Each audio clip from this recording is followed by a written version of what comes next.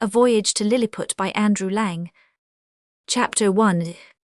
My father had a small estate in Nottinghamshire, and I was the third of 4 sons he sent me to Cambridge at 14 years old, and after studying there 3 years, I was bound apprentice to Mr. Bates, a famous surgeon in London there, as my father now, and then sent me small sums of money.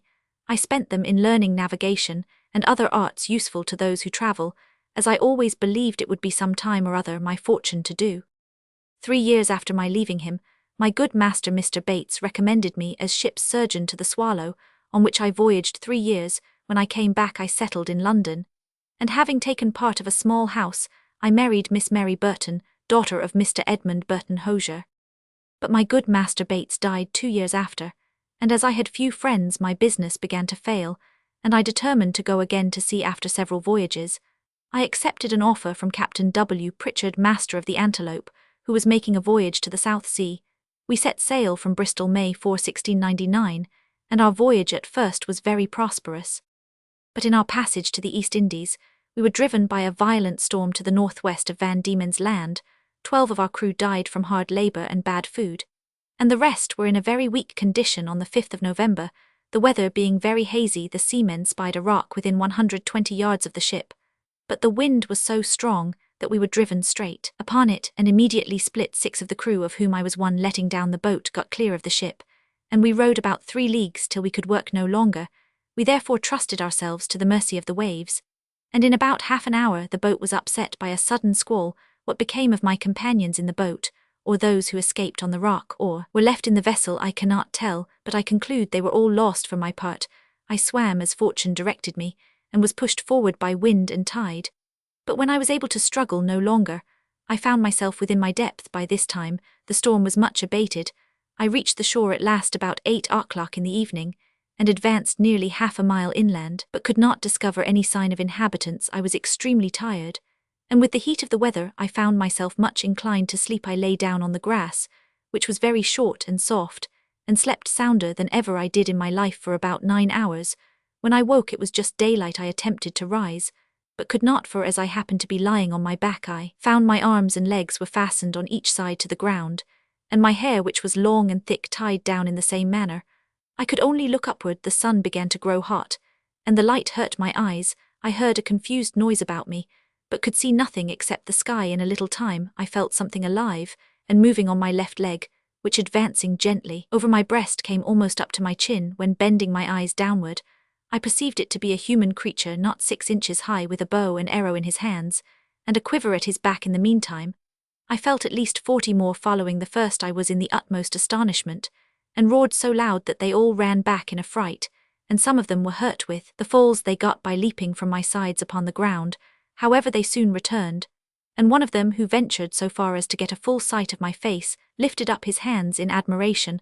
I lay all this while in great uneasiness, but at length, struggling to get loose, I succeeded in breaking the strings that fastened my left arm to the ground, and at the same time, with a violent pull that gave me extreme pain, I a little loosened the strings that tied down my hair, so that I was just able to turn my head about 2 inches. But the creatures ran off a second time before I could seize them, whereupon there was a great shout, and in an instant I felt above 100 arrows discharged on my left hand, which pricked me like so many needles. Moreover, they shot another flight into the air, of which some fell on my face, which I immediately covered with my left hand. When this shower of arrows was over I groaned with grief and pain, and then, striving again to get loose, they discharged another flight of arrows, larger than the first, and some of them tried to stab me with their spears. But by good luck I had on a leather jacket which they could not pierce. By this time I thought it most prudent to lie still till night, when my left hand being already loose, I could easily free myself. And as for the inhabitants, I thought I might be a match for the greatest army they could bring against me, if they were all of the same size as him. I saw, when the people observed that I was quiet, they discharged no more arrows, but by the noise I heard I knew that their number was increased, and about 4 yards from me for more than an hour there was a knocking like people at work.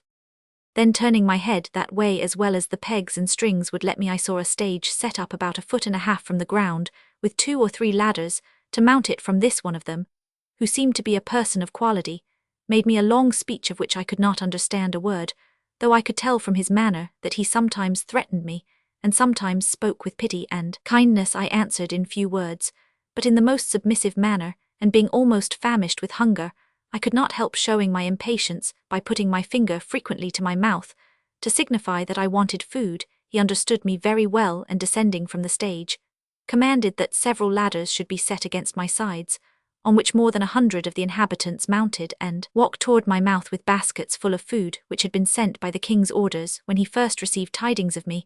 There were legs and shoulders like mutton, but smaller than the wings of a lark. I ate them 2 or 3 at a mouthful, and took 3 loaves at a time. They supplied me as fast as they could with 1,000 marks of wonder at my appetite. I then made a sign that I wanted something to drink. They guessed that a small quantity would not suffice me, and being a most ingenious people, they slung up one of their largest hogsheads, then rolled it toward my hand, and beat out the top. I drank it off at a draught, which I might well do, for it did not hold half a pint. They brought me a second hogshead, which I drank and made signs for more, but they had none to give me. However, I could not wonder enough at the daring of these tiny mortals who ventured to mount and walk upon my body, while one of my hands was free, without trembling at the very sight of so huge a creature, as I must have seemed to them. After some time, there appeared before me a person of high rank from His Imperial Majesty. His Excellency, having mounted my right leg, advanced to my face with about a dozen of his retinue and spoke about 10 minutes, often pointing forward, which, as I afterward found, was toward the capital city, about half a mile distant, whither it was commanded by His Majesty that I should be conveyed. I made a sign with my hand that was loose, putting it to the other, but over His Excellency's head, for fear of hurting him or his train, to show that I desired my liberty. He seemed to understand me well enough, for he shook his head, though he made other signs to let me know that I should have meat and drink enough and very good treatment. Then I once more thought of attempting to escape, but when I felt the smart of their arrows on my face and hands, which were all in blisters, and observed likewise that the number of my enemies increased, I gave tokens to let them know that they might do with me what they pleased. Then they daubed my face and hands with a sweet-smelling ointment, which in a few minutes removed all the smarts of the arrows. The relief from pain and hunger made me drowsy, and presently I fell asleep. I slept about 8 hours, as I was told afterward, and it was no wonder, for the physicians, by the Emperor's orders, had mingled a sleeping draught in the hogsheads of wine. It seems that when I was discovered sleeping on the ground after my landing, the Emperor had early notice of it, and determined that I should be tied in the manner I have related, which was done in the night, while I slept, that plenty of meat and drink should be sent me, and a machine prepared to carry me to the capital city. 500 carpenters and engineers were immediately set to work to prepare the engine. It was a frame of wood raised 3 inches from the ground, about 7 feet long, and 4 wide, moving upon 22 wheels, but the difficulty was to place me on it. 80 poles were erected for this purpose, and very strong cords fastened to bandages, which the workmen had tied round my neck, hands, body, and legs. 900 of the strongest men were employed to draw up these cords by pulleys fastened on the poles, and in less than 3 hours I was raised and slung into the engine, and there tied fast. 1,500 of the Emperor's largest horses, each about 4 inches and a half high, were then employed to draw me toward the capital. But while all this was done, I still lay in a deep sleep, and I did not wake till 4 hours after we began our journey. The Emperor and all his court came out to meet us when we reached the capital, but his great officials would not suffer His Majesty to risk his person by mounting on my body. Where the carriage stopped, there stood an ancient temple, supposed to be the largest in the whole kingdom, and here it was determined that I should lodge near the great gate, through which I could easily creep. They fixed 91 chains like those which hang to a lady's watch, which were locked to my left leg with 36 padlocks, and when the workmen found it was impossible for me to break loose, they cut all the strings that bound me. Then I rose up feeling as melancholy as ever I did in my life, but the noise and astonishment of the people on seeing me rise and walk were inexpressible. The chains that held my left leg were about 2 yards long, and gave me not only freedom to walk backward and forward in a semicircle, but to creep in and lie at full length inside the temple. The Emperor, advancing toward me from among his courtiers, almost magnificently clad, surveyed me with great admiration, but kept beyond the length of my chain. He was taller by about the breadth of my nail than any of his court, which alone was enough to strike awe into the beholders, and graceful and majestic the better to behold him. I lay down on my side, so that my face was level with his, and he stood 3 yards off. However, I have had him since many times in my hand, and therefore cannot be deceived. His dress was very simple, but he wore a light helmet of gold adorned with jewels, and a plume. He held his sword drawn in his hand to defend himself if I should break loose. It was almost 3 inches long, and the hilt was of gold enriched with diamonds. His voice was shrill, but very clear. His Imperial Majesty spoke often to me, and I answered, but neither of us could understand a word. Chapter 2. After about 2 hours the court retired, and I was left with a strong guard to keep away the crowd, some of whom had had the impudence to shoot their arrows at me as I sat by the door of my house, but the colonel ordered 6 of them to be seized and delivered bound into my hands. I put 5 of them into my coat pocket, and as to the 6th I made a face as if I would eat him alive. The poor man screamed terribly, and the colonel and his officers were much distressed, especially when they saw me take out my penknife, but I soon set them at ease for cutting the strings he was bound with. I put him gently on the ground, and away he ran. I treated the rest in the same manner, taking them one by one out of my pocket, and I saw that both the soldiers and people were delighted at this mark of my kindness. Toward night I got with some difficulty into my house, where I lay on the ground, as I had to do for a fortnight, till a bed was prepared for me out of 600 beds of the ordinary measure. 600 servants were appointed me, and 300 tailors made me a suit of clothes. Moreover, 6 of His Majesty's greatest scholars were employed to teach me their language, so that soon I was able to converse after a fashion with the emperor, who often honored me with his visits. The first words I learned were to desire that he would please to give me my liberty, which I every day repeated on my knees, but he answered that this must be a work of time, and that first I must swear a peace with him and his kingdom. He told me also that by the laws of the nation I must be searched by 2 of his officers, and that as this could not be done without my help, he trusted them in my hands, and whatever they took from me should be returned when I left the country. I took up the 2 officers and put them into my coat pockets. These gentlemen, having pen, ink, and paper about them, made an exact list of everything they saw, which I afterward translated into English, and which ran as follows. In the right coat pocket of the great Man Mountain, we found only one great piece of coarse cloth large enough to cover the carpet of your Majesty's chief room of state. In the left pocket, we saw a huge silver chest with a silver cover, which we could not lift. We desired that it should be opened, and one of us stepping into it found himself up to the mid-leg, in a sort of dust, some of which flying into our faces sent us both into a fit of sneezing. In his right waistcoat pocket, we found a number of white thin substances, folded one over another about the size of 3 men, tied with a strong cable, and marked with black figures, which we humbly conceived to be writings. In the left there was a sort of engine, from the back of which extended 20 long poles, with which we conjecture the Man Mountain combs his head. In the smaller pocket on the right side were several round flat pieces of white and red metal of different sizes. Some of the white, which appeared to be silver, were so large and heavy that my comrade and I could hardly lift them. From another pocket hung a huge silver chain with a wonderful kind of engine fastened to it, a globe half silver and half of some transparent metal, for on the transparent side we saw certain strange figures, and thought we could touch them till we found our fingers stopped by the shining substance. This engine made an incessant noise like a watermill, and we conjecture it is either some unknown animal or the god he worships, but probably the latter, for he told us that he seldom did anything without consulting it. This is a list of what we found about the body of the Man Mountain, who treated us with great civility. I had one private pocket which escaped their search, containing a pair of spectacles and a small spyglass, which being of no consequence to the emperor, I did not think myself bound in honor to discover. Chapter 3. My gentleness and good behavior gained so far on the emperor and his court, and indeed on the people in general, that I began to have hopes of getting my liberty in a short time. The natives came by degrees to be less fearful of danger from me. I would sometimes lie down and let 5 or 6 of them dance on my hand, and at last the boys and girls ventured to come and play at hide-and-seek in my hair. The horses of the army and of the royal stables were no longer shy, having been daily led before me, and one of the emperor's huntsmen on a large courser took my foot-shoe, and all which was indeed a prodigious leap.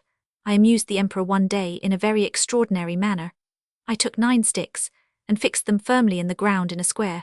Then I took 4 other sticks, and tied them parallel at each corner about 2 feet from the ground. I fastened my handkerchief to the 9 sticks that stood erect, and extended it on all sides, till it was as tight as the top of a drum, and I desired the emperor to let a troop of his best horse, 24 in number, come and exercise upon this plain. His Majesty approved of the proposal, and I took them up one by one with the proper officers to exercise them. As soon as they got into order, they divided into 2 parties, discharged blunt arrows, drew their swords, fled, and pursued, and in short showed the best military discipline I ever beheld.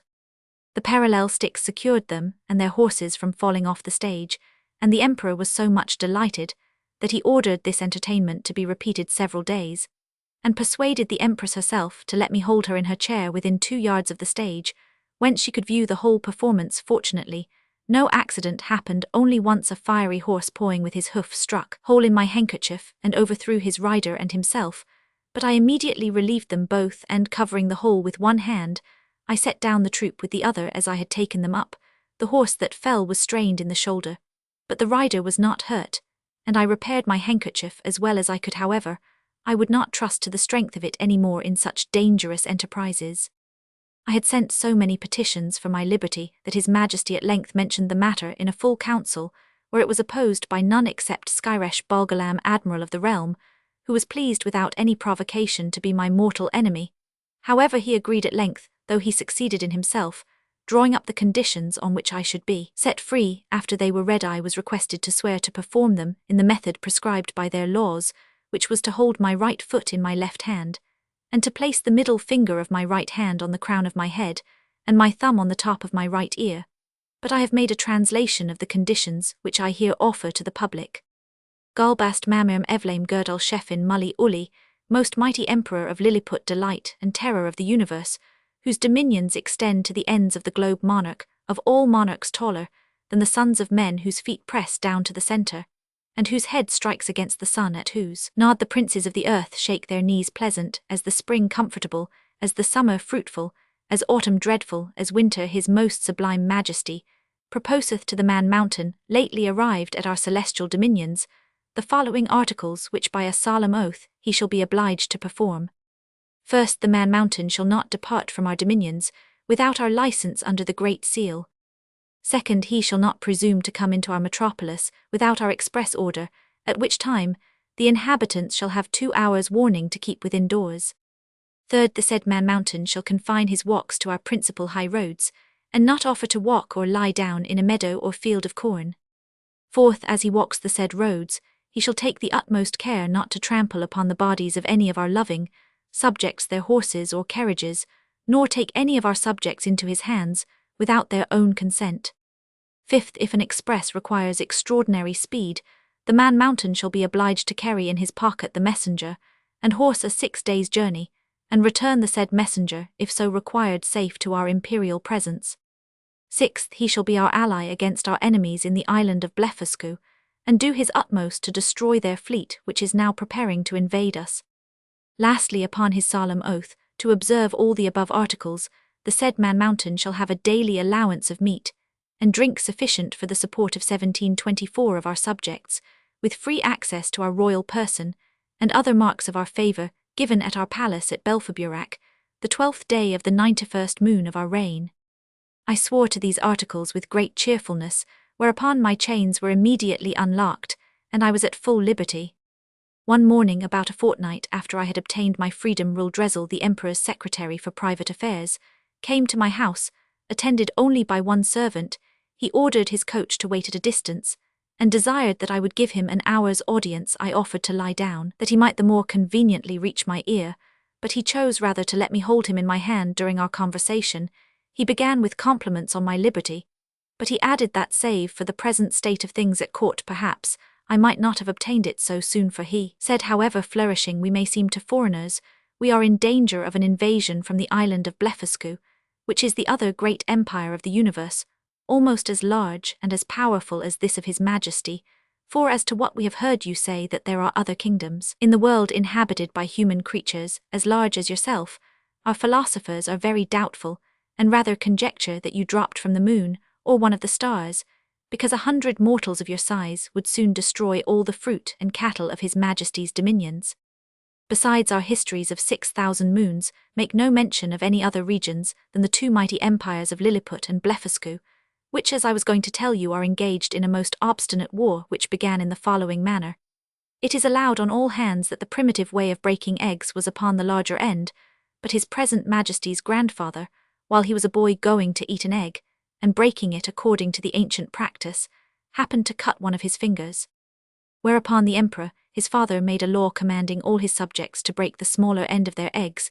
The people so highly resented this law that there have been 6 rebellions raised on that account, wherein one emperor lost his life, and another his crown. It is calculated that 1,100 persons have at different times suffered rather than break their eggs at the smaller end.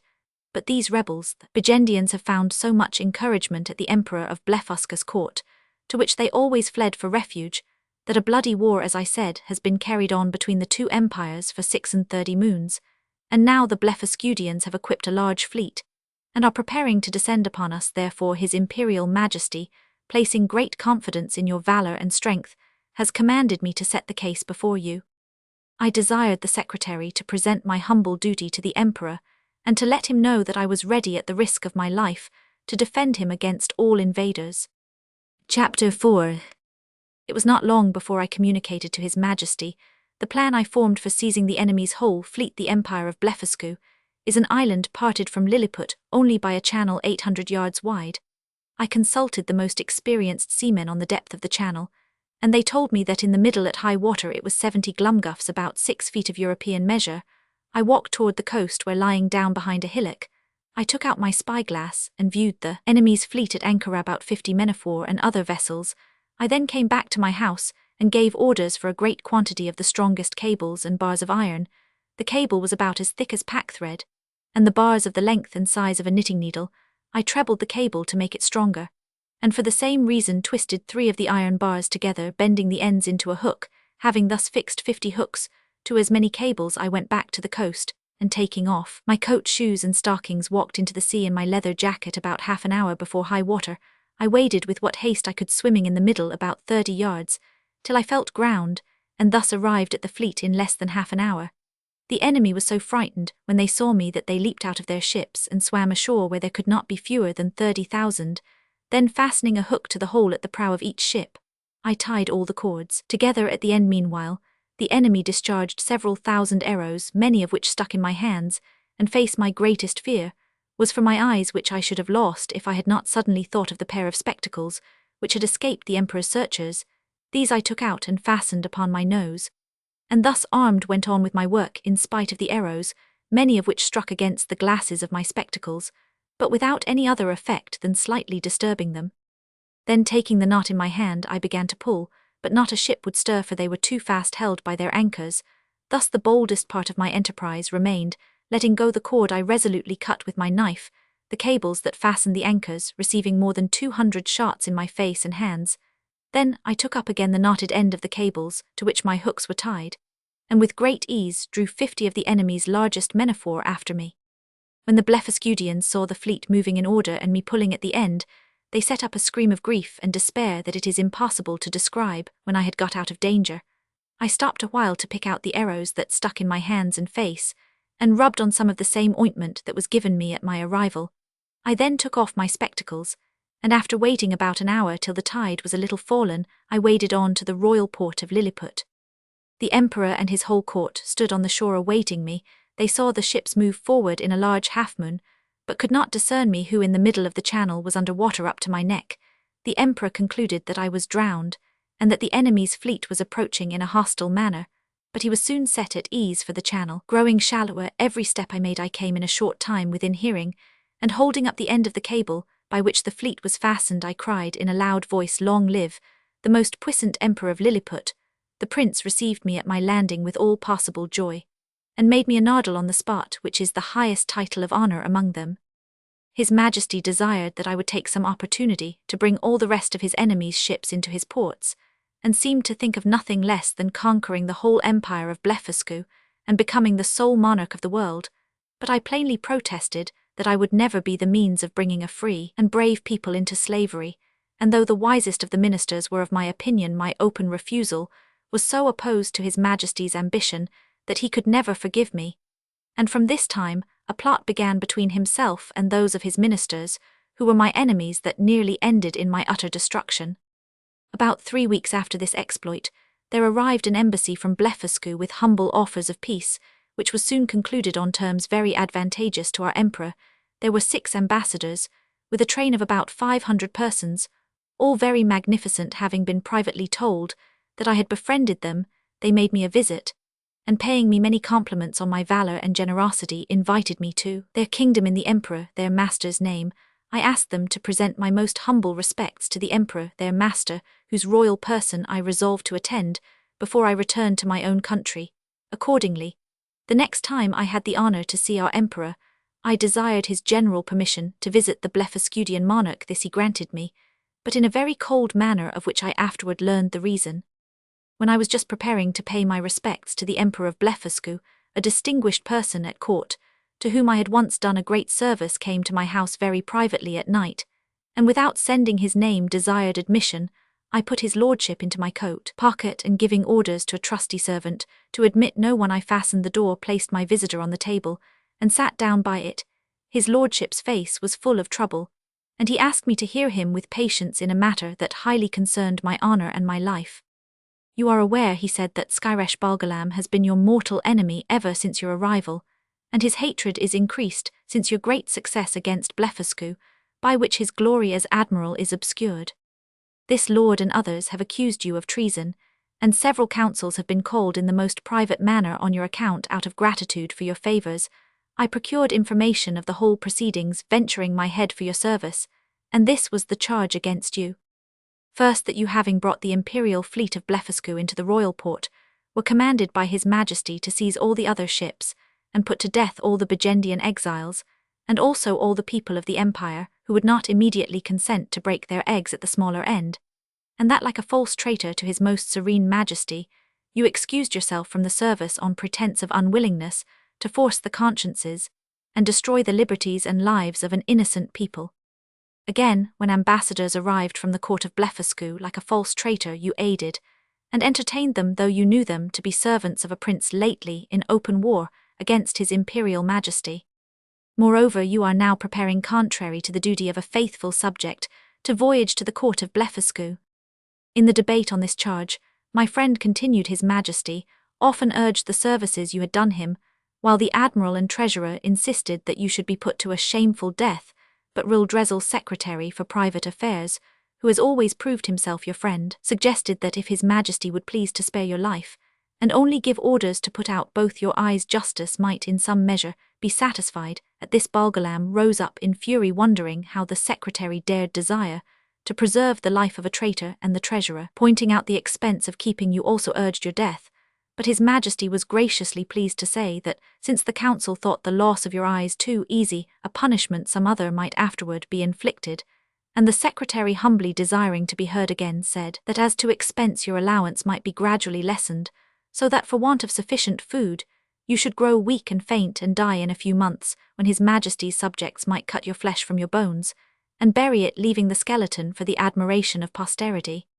Thus, through the great friendship of the secretary, the affair was arranged. It was commanded that the plan of starving you by degrees should be kept a secret, but the sentence of putting out your eyes was entered on the books. In 3 days your friend, the secretary, will come to your house, and read the accusation before you, and point out the great mercy of His Majesty that only condemns you to the loss of your eyes, which he does not doubt you will submit to humbly and gratefully. 20 of His Majesty's surgeons will attend to see the operation well performed, by discharging very sharp-pointed arrows into the balls of your eyes, as you lie on the ground.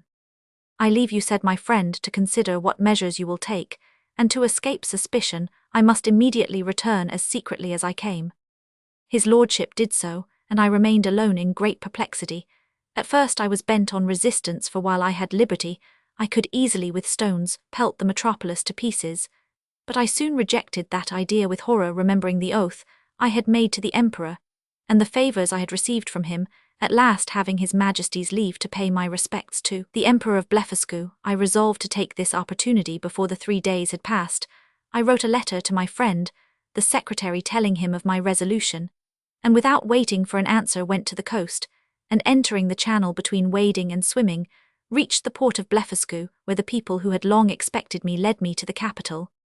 His Majesty, with the royal family and great officers of the court, came out to receive me, and they entertained me in a manner suited to the generosity of so great a prince. I did not, however, mention my disgrace with the Emperor of Lilliput, since I did not suppose that prince would disclose the secret while I was out of his power, but in this it soon appeared I was deceived.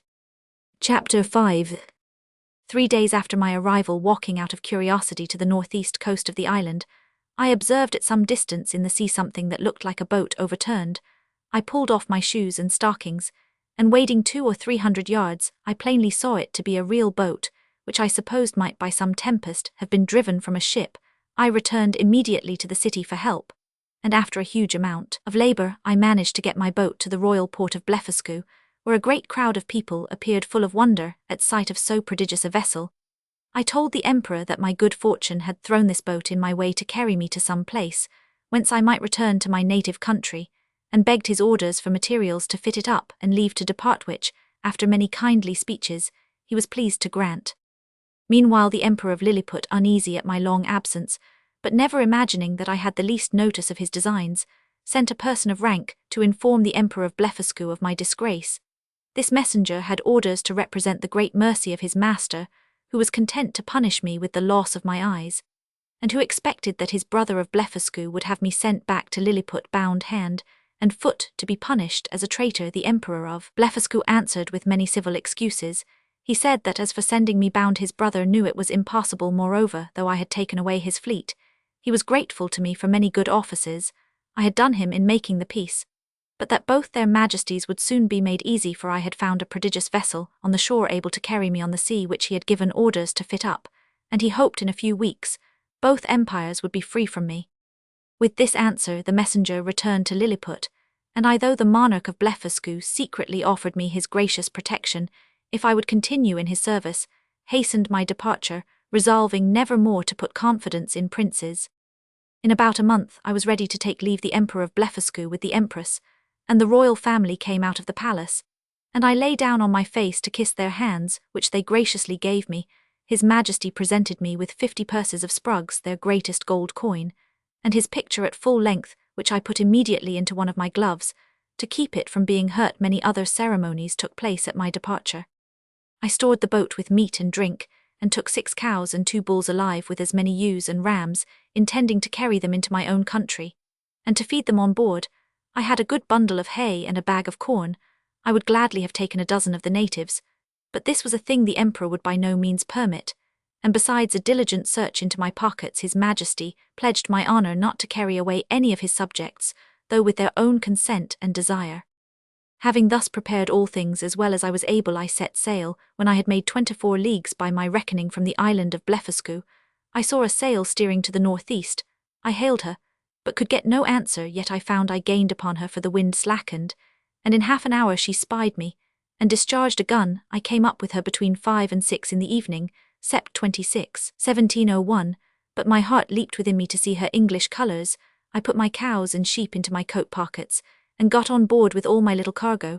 The captain received me with kindness, and asked me to tell him what place I came from last, but at my answer he thought I was raving. However, I took my black cattle and sheep out of my pocket, which after great astonishment clearly convinced him. We arrived in England on the 13th of April 1702.